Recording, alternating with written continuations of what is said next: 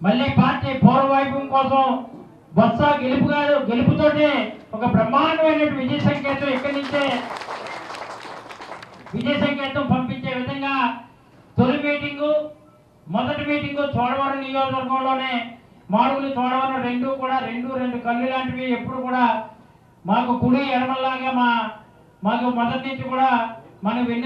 దన్నుగా ఉన్నటువంటి రాజశేఖర రెడ్డి గారి తర్వాత చంద్రబాబు ఇటు మాడుగులు కానీ చోడవరాన్ని కూడా కష్టకాలంలో ఎప్పుడు కూడా వెన్నుదన్నుగా ఉంటూ ముందుకు నడిపిస్తున్నటువంటి అన్నయ్య గారిని గెలిపించి ఎమ్మెల్సీగా గెలిపించి అంతకన్నా ఉన్నతమైన స్థానంలో కూర్చోబెట్టే విధంగా దానికి అందరూ కూడా ముక్తకంఠంతో ఎన్ని ప్రలోభాలు ఎవరు ఏ రకంగా పెట్టినా సరే లేదు మా ఎంపీటీసీలు ఖచ్చితంగా ఎంపీటీసీలు కానీ ఎంపీపీలు కానీ జడ్పీటీసీలు కానీ కరుడు కట్టినటువంటి